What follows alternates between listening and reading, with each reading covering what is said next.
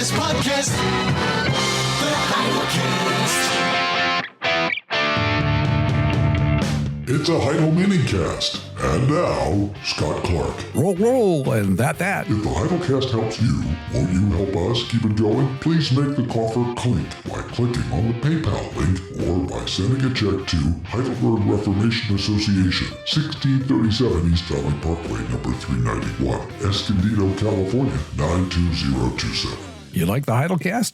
Subscribe in any podcast app or download the Heidel app, and you don't have to subscribe at all. It just shows up in your app. And anyway, whatever you do, don't miss it. The Heidelcast. Roll and roll, R-O-L-L and R-O-L-E. It's one of the more frequent mistakes I see in email and in student papers and, different, online sources, particularly social media. They are homophones, and we've been talking about that quite a bit in this series. They usually make the same sounds in English, but they're different words, and they have distinct meanings. One plays a role, R-O-L-E, on a team. One eats a roll, R-O-L-L, for breakfast. One might have a roll, R-O-L-E, in a film that requires one to roll, R-O-L-L, down a hill. But in any event, roll and roll, R-O-L-L and R-O-L-E, are two different words with two distinct uses and meanings. Heidelcast. The second thing I want to sort out in this episode is that, and had. Have you ever heard or read these cumbersome constructions? I had the same experience, but then something else happened. Or she said that her car nearly hit her. My experience suggests that they are being used more frequently, but that they need not be.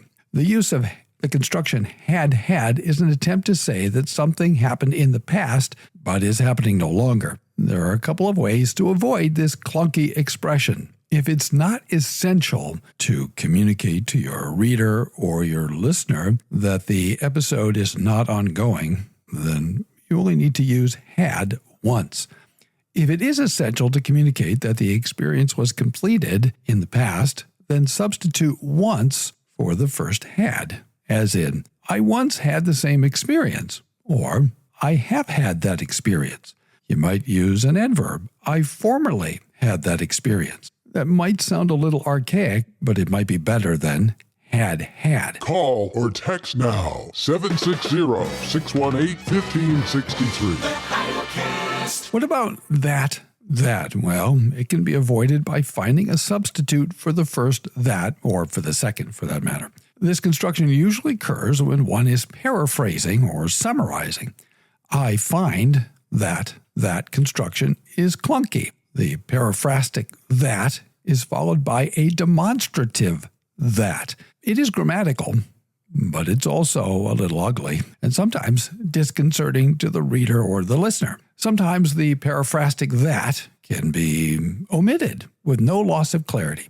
I find that construction to be clunky. We got it done and we didn't have to use that. In some cases, one can simply omit the demonstrative that. The demonstrative can sometimes be replaced with such as. American English has a strong impulse to pile up words for emphasis. The construction that is one instance of this phenomenon of piling up words for emphasis. Fewer words, however, and this is the real point, can be an elegant solution to the problem. When I first wrote about this, a correspondent pointed out that Lincoln used that in the Gettysburg Address. So I admit sometimes it's unavoidable, but I think that most of the time it is avoidable and should be avoided. Thanks for listening. Tune in tomorrow for more from the Heidelcast, brought to you by Heidelberg Reformation Association.org. Don't forget, when the coin in the coffer clinks, the cost of bandwidth shrinks. Copyright Heidelberg Reformation Association. All rights reserved. This is a Heidel Media production. The best podcast, the Heidelcast.